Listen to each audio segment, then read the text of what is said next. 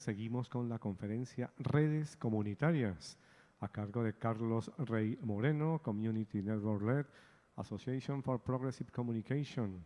Él es de Toledo, España, y ha desarrollado gran parte de su labor profesional en Sudáfrica. Es ingeniero de telecomunicaciones con experiencia de más de 10 años en proyectos de conectividad rural en zonas con escaso o ningún servicio.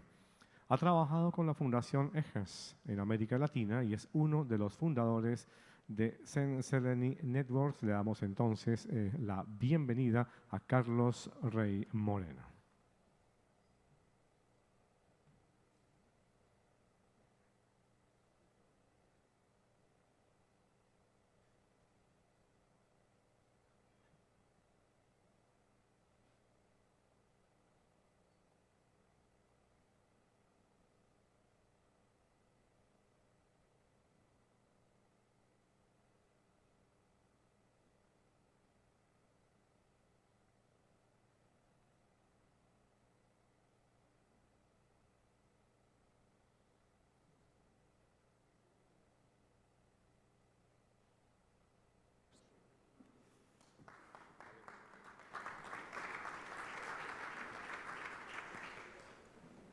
Hola, buenos días y muchísimas gracias al CRC por invitarme para hacer esta presentación. Es un poco un cambio en la temática que venía hablando el presentador anterior a la que vamos a hablar ahora. Estábamos hablando de cosas y de cómo conectar cosas y de lo importante que es conectar cosas. Y yo quiero volver un poco a la temática de ayer, de lo importante que es conectar personas, ¿no? Imagino que muchos de ustedes, aunque después de las conversaciones de ayer quedó un poco más claro, se preguntan por qué en un taller de este tipo se habla de las redes comunitarias, ¿no? Y un poco me quiero parar en hablar de todo esto. Y quiero partir desde un poco las Naciones Unidas y los Objetivos de Desarrollo del Milenio, ¿no? Que consideran las TIC o la conectividad a Internet importante, no solo como un objetivo en sí mismo, el objetivo 9C, sino por sus implicaciones que tienen muchísimos de los demás objetivos. Todos ustedes saben, y por eso estamos aquí, de la importancia de Internet, de la importancia de la conectividad a Internet y de su relación con la reducción de la pobreza, con la mejora de la educación, de la salud, etc., ¿no? Y si Internet es tan importante, un poco dónde estamos y cómo estamos y qué está pasando, ¿no? Entonces quiero analizar esto un poco antes de explicar qué son las redes comunitarias y qué está pasando a día de hoy con ellas, ¿no? En América Latina lo que está pasando es un poco esto, ¿no? La conectividad, igual que en el mundo. El número de usuarios de Internet está creciendo, todos lo sabemos. A finales del año pasado la Unión Internacional de Telecomunicaciones dijo que por fin se había superado la mitad de las personas en el mundo que tenían acceso a Internet, y creo que esto hay que celebrarlo, es importante. En América Latina hay un 62% de la población que utiliza Internet, y creo que también hay que celebrarlo. Pero ¿qué nos dice la otra tendencia, la tendencia de la línea roja? Que el crecimiento año a año de esos usuarios de Internet está con una tendencia negativa bastante peligrosa. Eso quiere decir que si continuamos con esa trayectoria tan negativa en el incremento o esos incrementos cada vez, año a año, van a ser más pequeños. Es decir, para llegar al 100% de la conectividad van a ser necesarios muchos años. Y esto es en relación a los usuarios de Internet, que son de cualquier tipo, ¿no? Pero si leemos algunos informes, la mayoría de esos usuarios van a ser nuevos usuarios a través de la telefonía móvil. Bueno, pues esto es lo que está sucediendo con el incremento de los usuarios de telefonía de banda ancha móvil. Lo mismo, está creciendo, bueno, entre 2015 y 2016 se estancó, pero también la tendencia en el crecimiento de esos usuarios nos muestra que ese crecimiento cada vez va a ser más lento. Y eso está teniendo repercusiones en la industria. La inversión y el crecimiento de la cobertura de los operadores móviles tradicionales está siguiendo la misma tendencia. Crece, pero cada vez de una manera más lenta. Es decir, que las personas que están excluidas a día de hoy de la conectividad y de la cobertura van a seguirlo estando durante muchos años al ritmo al que esto parece que va a seguir creciendo a partir de ahora. Y no es solo una cuestión de conectividad y de cobertura. es una cuestión de precios. Utilizando la base de datos de la Unión Internacional de Telecomunicaciones, nos dice que el coste mensual que el 20% más pobre de América Latina dedica para utilizar 500 megabytes al mes. 500 megabytes al mes posiblemente los hemos utilizado todos antes de esta charla. Con algún vídeo, algún WhatsApp, alguna cosa. Bueno, esto es al mes. Bueno, la gente más pobre, el 20% de la gente más pobre de América Latina, que son casi 120 millones de personas, tendría que dedicar más de un 51% de sus ingresos mensuales para poder tener acceso a estos 500 megabytes al mes. Entonces, bueno, es un modelo que está creciendo, es un modelo que está sirviendo para ampliar la conectividad, pero que está generando una serie de exclusión digital en determinadas poblaciones. No solo a nivel de cobertura, sino a nivel también de la gente que tiene menos recursos. También comentábamos ayer, o comentaba gente, que tenía que ver con la desigualdad de género. Está incrementándose la desigualdad de género en relación al acceso a Internet entre los hombres y las mujeres, que este modelo también perpetúa. Está incrementándose la brecha entre las zonas rurales y urbanas, que este modelo también perpetúa. La brecha entre las personas mayores y las personas jóvenes, también hay bastantes estudios que demuestran que cuanto mayor sean las personas, menos acceden a Internet, y también con el tema de las capacidades digitales, que está relacionado con la edad. Por lo tanto, habría que empezar a buscar modelos que vayan más allá del modelo actual que sirve, pero que solo sirve para unos pocos. Sirve, bueno, para unos pocos, para una mayoría, ¿no? Son millones de personas, pero que está excluyendo a grandes cantidades de la población. No solo entre aquellos que tienen y que no tienen acceso, como la brecha digital tradicional, sino entre los que tienen acceso, dinero y capacidad para poder hacer uso de este Internet y aquellos que no tienen dinero y capacidades para hacer uso de este Internet. Y que, por lo tanto, soluciones complementarias son necesarias. Lo mencionaba Peter ayer, ¿no? Un poco la necesidad de explorar el modelo de gestión y de regulación de las telecomunicaciones desde otra perspectiva. Tradicionalmente, o hasta el día de hoy, se ha visto las telecomunicaciones como un sector que tiene que ser regulado para que grandes empresas multinacionales den servicio a toda la población mundial. Si exploramos un poquito más en detalle, a través del trabajo de Fernand Braudel, que es un economista francés, la economía, nos damos cuenta de que simultáneamente hay tres economías que están dando lugar a la vez, ¿no? Que son esta economía global de las grandes operadoras multinacionales. Al mismo tiempo hay una economía local que no tiene ningún interés de crecer más allá de la localidad en la que está teniendo lugar, y una economía de subsistencia o de fuera de mercado, un poco que no se basa en transacciones económicas, no se basa en los mecanismos del mercado para funcionar y para sobrevivir. Y tenemos muchos de esos ejemplos en las zonas rurales. Por lo tanto, bueno, y un poco siguiendo esto, vemos o entendemos que a día de hoy, y utilizando solo esa regulación para grandes operadores multinacionales, y si lo vemos como una jarra, como un recipiente que llenamos con estas grandes piedras, que son los operadores multinacionales, vemos que la jarra parece llena. Sin embargo, si llenamos esta jarra de agua, queda muchísimo espacio por rellenar. Esas son las personas que estos grandes operadores, por sus modelos de negocio, por sus intereses, etcétera, no están siendo capaces de conectar. ¿Qué pasa si lo llenamos con piedras un poquito más pequeñas? Bueno, o sea, esas piedras siguen. Hay piedras más pequeñas, esos operadores locales, que podrían tener espacio en sitios donde esos operadores multinacionales no tienen intereses y que siguen dando servicio a otros usuarios. Y aún así, la jarra parece llena. Bueno, pues hay bastante más espacio, con piedras mucho más pequeñitas, si lo queremos llamar incluso arena, que podrían dar aún conectividad para aquellos fuera de ese mercado, en esas economías de subsistencia, donde ni los operadores multinacionales ni los operadores locales tienen cabida.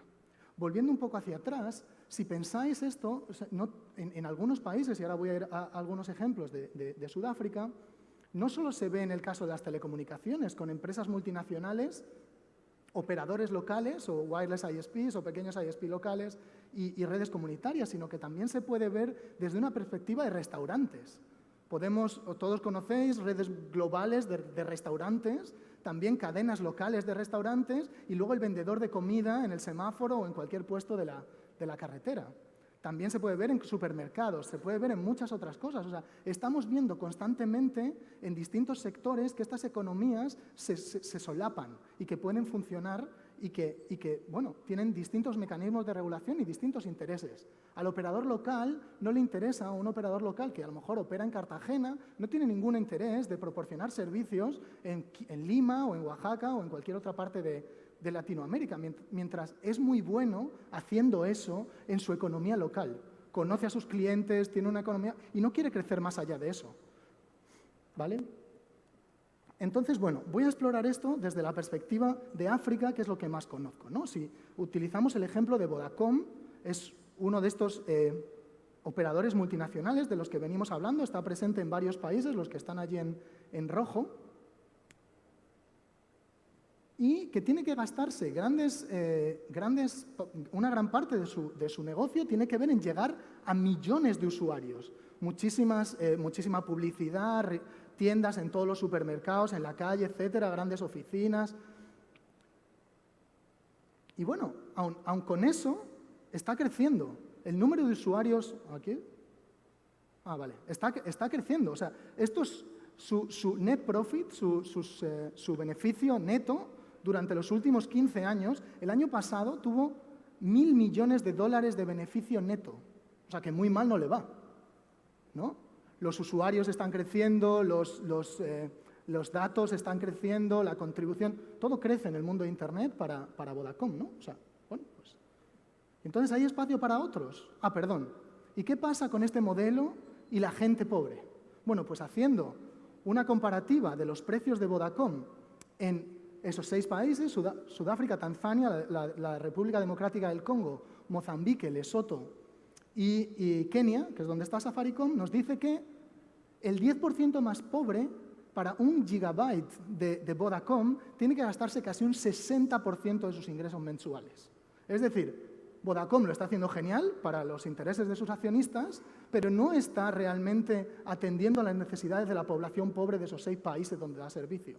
El 60% de lo que cobra una persona al mes. Bueno, ¿y qué pasa con la economía local, con estos proveedores de servicios locales? Bueno, en Sudáfrica existe la Asociación de Proveedores de Servicios Inalámbricos, que se llama WAPA. Entre 2009 y 2018 creció de 40 miembros a 204. Son de distintos tamaños, ¿no? Pues tienen algunos que tienen menos de 100 usuarios y otros que tienen hasta 20.000. Pero bueno, en un rango de los miles, ¿no? De los pocos miles, algunos miles, no los millones de los que estábamos hablando con Vodacom. Pero también está creciendo en el número de usuarios de 8.200 a 164.000 en los últimos 9 años. Y los precios son más baratos. Esto es un proveedor de servicios Wi-Fi en Ciudad del Cabo, en uno de los townships, donde 1 gigabyte cuesta $2, en vez de unas 7 o 8 veces menos de lo que cuesta Vodacom. Es decir, son capaces, por sus otras estrategias, otros modelos de negocio, tratar de llegar a menos usuarios, de reducir el precio de manera bastante considerable. Bueno, pero también hay redes comunitarias. No me voy a extender porque luego voy a hablar de redes comunitarias. Esta es Senseleni Network, que es la red comunitaria que contribuí a fundar. Y también hay como otras 10 o 15 redes comunitarias. 5 de ellas han surgido en los últimos 6 meses en el país. Bueno, tiene más de 5.000 unique devices en la red, en una de las zonas más desfavorecidas de Sudáfrica, y que por $2, lo que antes Too Much Wi-Fi ofrecía 1 gigabyte al mes, Senseleni ofrece unlimited, o sea, Internet sin límites para todo el mes. Es decir, de nuevo, se reducen los costes, cada vez más local, se reducen los costes y bueno, pues tiene menos usuarios, pero al mismo tiempo es capaz de proveer servicios a la gente en la que está dando servicio. Entonces, un poco esto, ¿no? Hablábamos ayer de los servicios, de los fondos de servicio universal y de cómo incentivar que los grandes operadores vayan a las zonas rurales y tal. Y bueno, esto se está probando que incluso aunque le demos esos subsidios, van, lo hacen el KPI, hacen el TIC y luego si al año siguiente esto se acabó, pues el proyecto se para. Y esa gente tuvo conectividad durante un año y ya no tiene conectividad. Es un poco esto, ¿no? Cuando una flor está mal, no arreglamos la flor. Arreglamos el entorno que está alrededor de la flor. Pues esto es un poco lo mismo con las redes comunitarias, ¿no? Pues vamos a intentar ver cómo podemos llegar a esto. Y esto es otra antes de llegar estamos hablando de qué es lo siguiente más grande, qué es lo que va a llegar, si es el Project Loon, si van a ser los satélites, ¿no? Bueno, pues nosotros creemos que lo siguiente grande va a ser 1 millón de cosas pequeñas. Es así como se va a llegar a ese porcentaje que la economía de mercado globalizada no está siendo capaz de cubrir. Entonces vamos a hablar un poquito de qué son las redes comunitarias y de qué están haciendo en América Latina. Las redes comunitarias son redes que están en propiedad colectiva y son gestionadas por las comunidades sin ánimo de lucro o por unos propósitos de beneficio de la comunidad, ¿no? Están constituidas o las crean colectivos o comunidades indígenas sin necesidad de buscar un beneficio económico en hacer esto, ¿no? Tratando de ejercer su derecho a la comunicación y bajo unos principios democráticos de participación de sus miembros, de justicia, de igualdad de género, de diversidad y de pluralidad. Y son muy diversas, tanto en tecnología como en lo mismo que hablábamos con los WIPs. En tecnología están desplegando fibra en algunas zonas, están desplegando Wi-Fi, están desplegando GSM, incluso LTE. Hay algunas que son más pequeñas, otras que son más grandes, hay algunas que están en zonas rurales, otras que están en zonas urbanas. Los modelos de gobernanza son completamente distintos dependiendo de dónde se mire, pero aún así se rigen por esos principios de los que veníamos hablando. Y un poco ir más allá de la conectividad, ir más allá de los eyeballs y de conectar a personas y demás, ¿no? Hay otros beneficios que van mucho más allá de esto, que tiene que ver con la agencia de las comunidades en no solo proveerse conectividad, pero generar esos contenidos que les parecen interesantes y que ellos mismos requieren. Que muchas veces hablábamos ayer, creo que lo hablaba la persona de Facebook, alrededor de la falta de diversidad de contenidos. Bueno, pues las redes comunitarias están generando sus propios contenidos. Están atendiendo a las necesidades de las personas mayores, de la marginalización de distintos colectivos dentro de las comunidades, como pueden ser las mujeres o las personas mayores, como venía diciendo. Están reduciendo los costes. Están reteniendo ese capital que muchas veces se va a las capitales urbanas o a los centros urbanos o incluso fuera del país. En muchos países, yo no sé cuál es la realidad en América Latina, en Sudáfrica se subsidia a la gente pobre y la gente que vive en zonas rurales para que luego ese subsidio salga del país directamente en manos de los accionistas de estas grandes operadoras multinacionales. Tiene muchísimos otros beneficios de agencia, de generación de capacidades para otros negocios, de muchas otras cosas que van más allá de la conectividad y del acceso a Internet, ¿no? Esto es un estudio que se publicó hace un mes de la Asociación para el Progreso de Comunicaciones que visitó 16 comunidades en el sur global, algunas de ellas en América Latina, estudiando precisamente este tipo de beneficios económicos y sociales, ¿no? Y también los desafíos que hay alrededor de esto. Lo dejo, no sé si el CRC pondrá la presentación para que se la puedan descargar, por eso puse todos los enlaces para que puedan ser utilizados.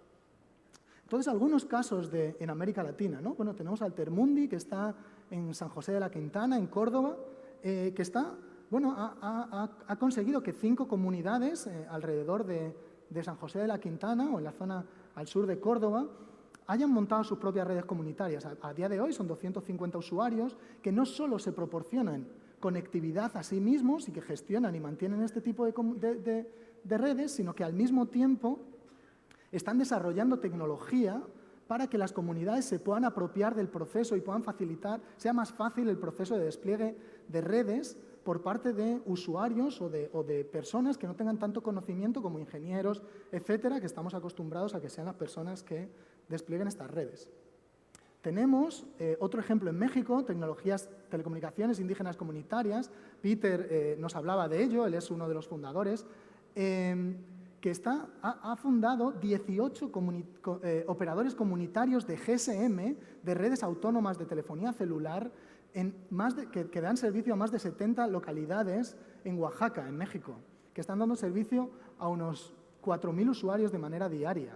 Y esto simplemente con 4 MHz de espectro de GSM.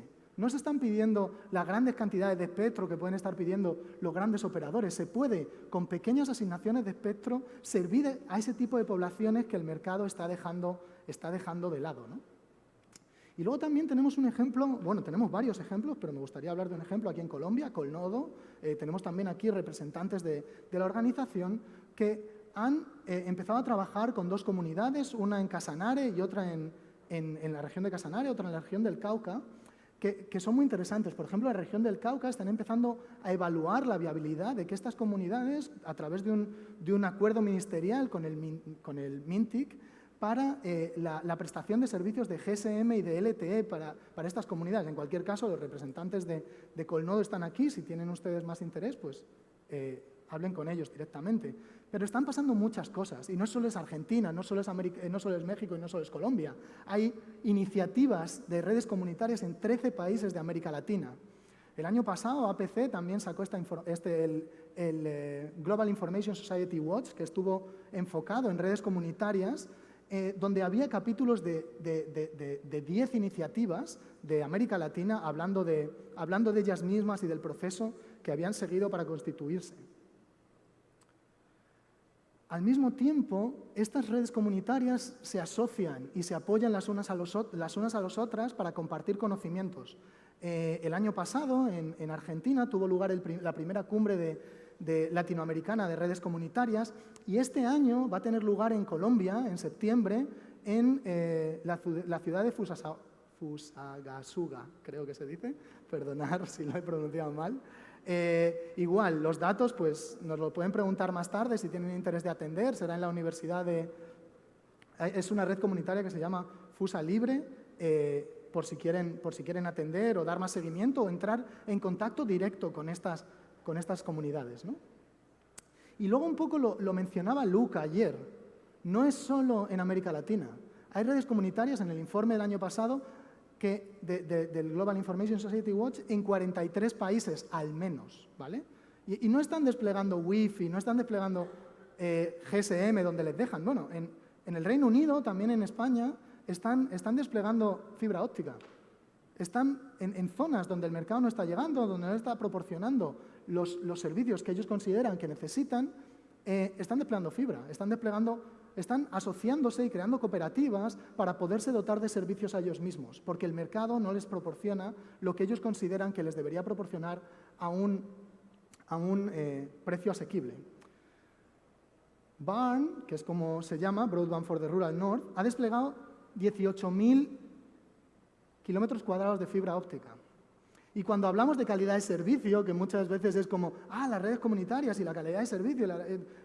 Bueno, en BARN, en los últimos 6 años han perdido un solo cliente, uno, que dice mucho de la lealtad de los servicios y de los usuarios para utilizar estas redes comunitarias. Bueno, entonces, después de todo esto que les acabo de contar y de hablar de la perspectiva de las redes comunitarias y qué hacen y qué no hacen, ahora ¿cómo facilitamos que crezcan, ¿no? ¿Qué puede hacer un regulador? ¿Qué pueden hacer otro tipo de instituciones para que esto siga creciendo, ¿no? Una cosa que se me ha olvidado decir es que todos estos ejemplos de estas redes comunitarias en 43 países o en muchos más que los 43 países que fueron representados en ese informe han salido adelante por la necesidad de salir adelante. No han salido adelante por el apoyo de la regulación, por el apoyo de las políticas públicas, por el apoyo... No. De hecho, han salido adelante prácticamente en contra, porque esas políticas públicas, esa regulación, esa asignación de espectro, favorece únicamente a esa economía globalizada que veníamos hablando anteriormente. No ayuda y no apoya tanto a esas otras, a la economía local ni a la economía de subsistencia que presentaba anteriormente. Entonces, imaginen ustedes qué pasaría si de repente empezamos a tener en cuenta políticas que favorezcan a este tipo de actores, ¿no? Y esto es de lo que voy a hablar un poquito. Y de alguna manera, no es que lo diga yo, que soy pues el representante de APC para esta conferencia y en las redes comunitarias, bueno, lo dice la Unión Internacional de Telecomunicaciones, ¿no? Ahí si vemos en el punto 10, en el numeral 10, dice que es importante considerar a pequeños y a operadores sin ánimo de lucro comunitarios a través de medidas apropiadas regulatorias que les permitan el acceso a infraestructura básica en términos justos para que puedan desplegar infraestructura de banda ancha. Y en el numeral 11 dice que estas administraciones en su planificación del espectro radioeléctrico, en sus actividades de licenciamiento, de gestión de las licencias, tienen que considerar mecanismos para facilitar el despliegue de servicios de banda ancha precisamente a través de estos operadores pequeños y sin ánimo de lucro gestionados por las comunidades, ¿no? De nuevo, la Unión Internacional de Telecomunicaciones. Y aquí, más particularmente en CITEL, que es el organismo de la UIT para la región, bueno, el año pasado se pasó la resolución, o hace 2 años, 268, que dice que hay que documentar, sistematizar y diseminar las experiencias que cada uno de estos países, que cada uno de los países de CITEL ha hecho en relación a la implementación de la resolución o de la recomendación 19, que era la que les leí anteriormente. Apoyar la implementación de proyectos pilotos en relación a pequeños operadores y operadores sin ánimo de lucro comunitarios. Identificar aspectos regulatorios en relación al espectro que puedan ser favorecedores de la recomendación 19, ¿no? y diseñar políticas y regulaciones que permitan llegar a esos objetivos que decimos de favorecer a los pequeños operadores y a los operadores sin ánimo de lucro comunitarios. Y están habiendo cosas, ¿no? Incluso antes de esta resolución han pasado cosas en América Latina, ¿no? En relación al espectro, bueno, tenemos el caso clarísimo que ha dado lugar a que TIC, a Telecomunicaciones Indígenas Comunitarias, pueda estar dando servicio a estas comunidades rurales en Oaxaca a través de permitirles, a través de una figura de uso social del espectro, primero de GSM y dentro de poco parece que también de LTE, ¿no? Posibilitar a las comunidades que desplieguen este tipo de redes. En Colombia, primero a través de la gestión, bueno, de permitir que TV White Spaces fuera utilizable, que yo sepa no es posible en ningún otro país de la región, y a través del acuerdo ministerial con Colnodo del que veníamos hablando para evaluar la posibilidad de que comunidades indígenas puedan desplegar sus propias redes de GSM y de LTE. A nivel de las licencias y de otro tipo de cosas, bueno, pues también Lucas nos hablaba ayer, pero repetirlo un poco, ¿no? En Argentina, a finales del año pasado, también hubo una extensión para que las redes comunitarias no necesiten licencia. En Brasil existen procesos también para pequeños operadores que operen en ciudades y en poblaciones de menos de 5.000 habitantes. Ecuador mencionó en una noticia la semana pasada que también va a implementar pilotos de redes comunitarias en la región. Están pasando cosas, pero no suficientes. Yo creo que se podría hacer muchísimo más y de una manera más cohesionada, ¿no? Para realmente que esto sucediera. Hay 2 informes que también hemos publicado conjunto con Internet Society. Hemos imprimido unos pocos por si alguien tiene interés. El de la izquierda, del que soy uno de los coautores, habla de las innovaciones en la gestión del espectro radioeléctrico en 7 países, incluidos Argentina, Brasil y México, para que puedan favorecer a este tipo de iniciativas que estamos diciendo, ¿no? En líneas con lo que hablaba la recomendación 19, innovaciones en la gestión del espectro radioeléctrico que puedan favorecer a las redes comunitarias y a los pequeños operadores. Y luego un informe que tiene que ver más con el estado en la región de América Latina, de las redes comunitarias, y más desde un punto de vista de las licencias o desde el marco regulatorio de las licencias, que también lo presentó Luca y tenemos unas copias por aquí. Entonces, bueno, ya para finalizar, ¿cuáles serían estos facilitadores o estos elementos que podrían facilitar a las redes comunitarias? Bueno, pues el acceso secundario al espectro. tanto en las redes de telefonía como en las redes de televisión, para que se pueda llegar a estas poblaciones, ¿no? La mayoría de las redes comunitarias en el mundo utilizan Wi-Fi porque es lo único que está disponible como no licenciado, ¿vale? Si pudiéramos ir más allá, es mucho más eficiente, es mucho más útil en muchos sentidos, tienen menos problemas de privacidad, tienen muchos menos problemas utilizar IMT que utilizar Wi-Fi. Pero bueno, si vamos a utilizar Wi-Fi, estamos viendo el ejemplo de la FCC en ampliar en toda la banda de 6 GHz, entonces que también podría ser considerado. Licencias en el marco de tanto exenciones de licencia, como veíamos en Argentina, como licencias para menores áreas. En muchos países la única licencia de operador es para todo el país. Bueno, hay operadores locales que no necesitan y no quieren operar en todo el país.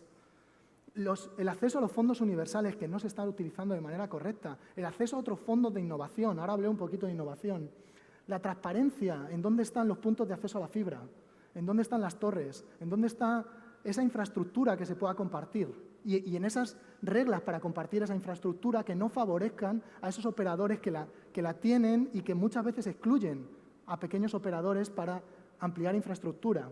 Y acceso a la fibra y a otras redes de backhaul para que se pueda llegar a estas zonas desfavorecidas. Y bueno, esto es un poco lo que tenía que decir. Voy a dejarlo con un par de slides que, bueno, pues esto no soy yo, de nuevo, el chico de APC que viene aquí a contaros lo buenos que son las redes comunitarias. Esto es el CTO de Ofcom, que hace 2 semanas, 3 semanas, un mes, dijo esto. Otra posibilidad es que las comunidades se involucren en el despliegue de redes. ¿Por qué no podrían, si tienen acceso a espectro, gestionar sus propias redes de 4G y de 5G? De nuevo, el CTO de Ofcom, no yo.